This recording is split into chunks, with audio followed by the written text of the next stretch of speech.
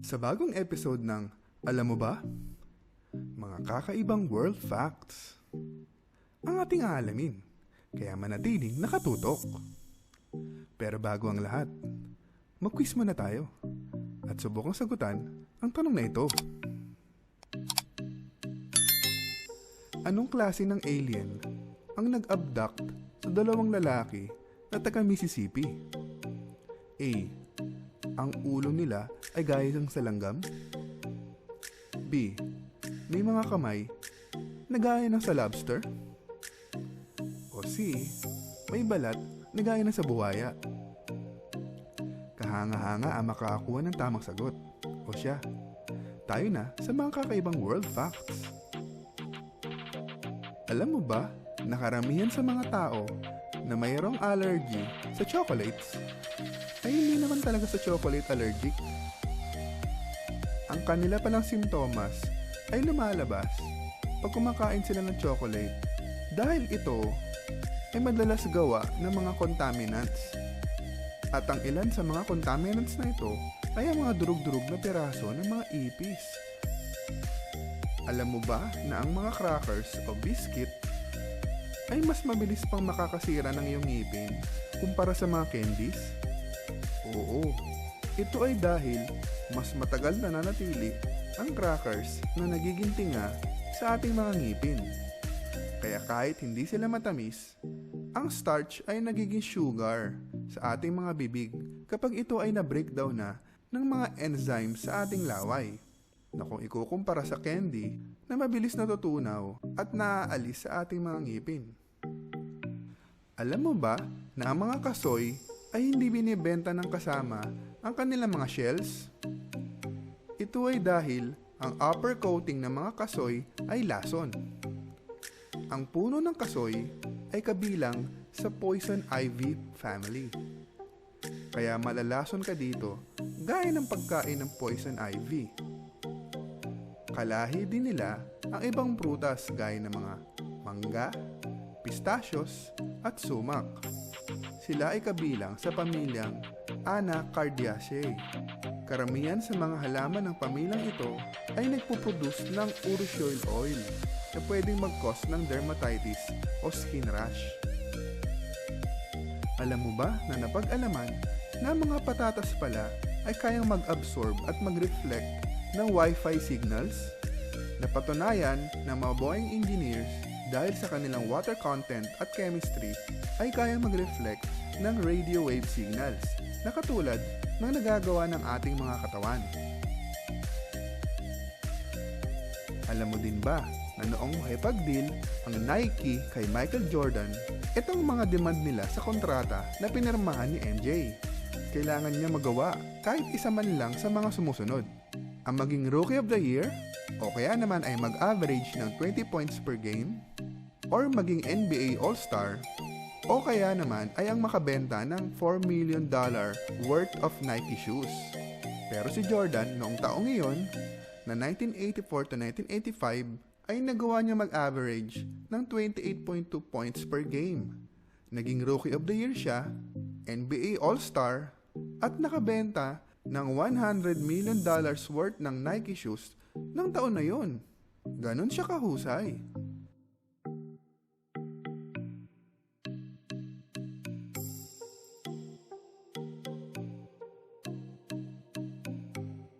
In the beginning, it could have been Adidas, not Nike. Yeah. Tell me how that went down. What was going on in your head? You know what? The thing is, I never wore Nike shoes until I signed a Nike contract.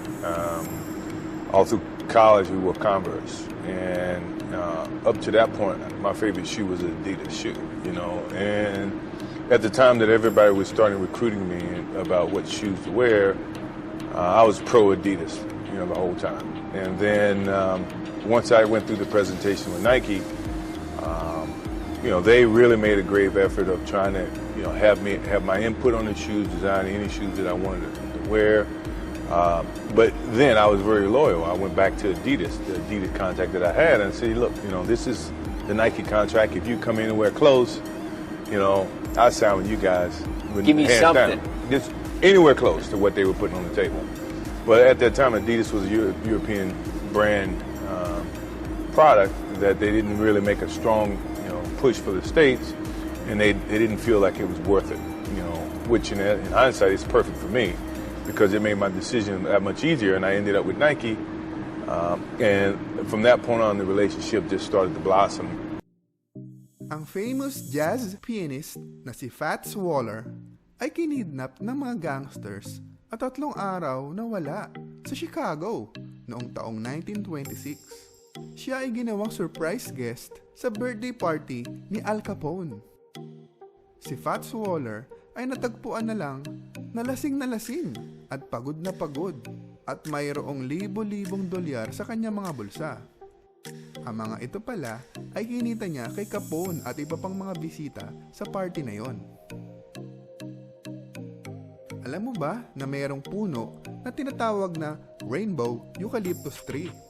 Nagbabalat ito at lumalabas ang matingkad na berdeng kulay na habang nagmamature ay nag-iiba ang kulay at nagiging blue, purple, orange at sa huli ay pula.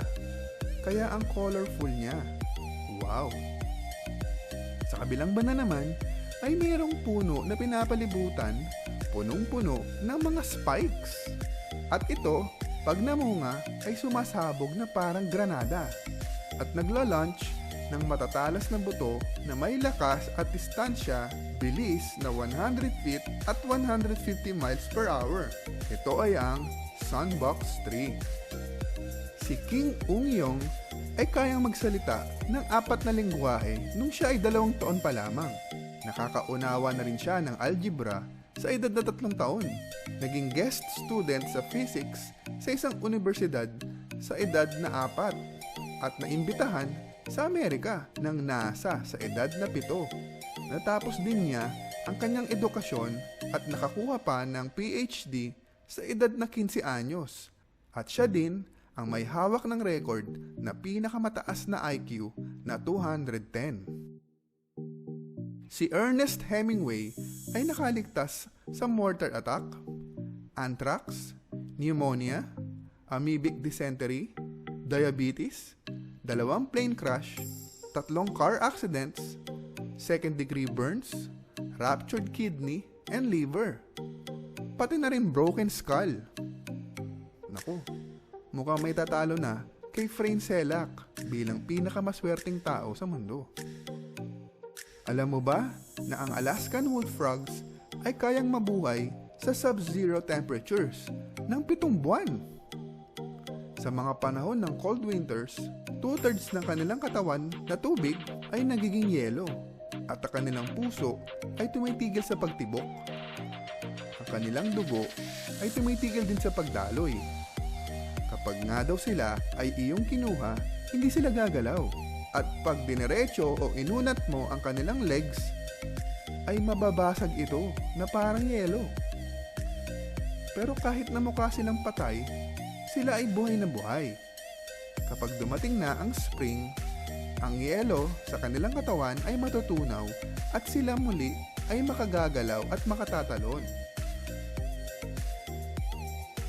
Isang Canadian na 17 years old na nagngangalang Anya Pogharian ang nakaimbento ng mura at portable na dialysis machine na kanyang ginawa para sa kanyang science project sa eskwelahan.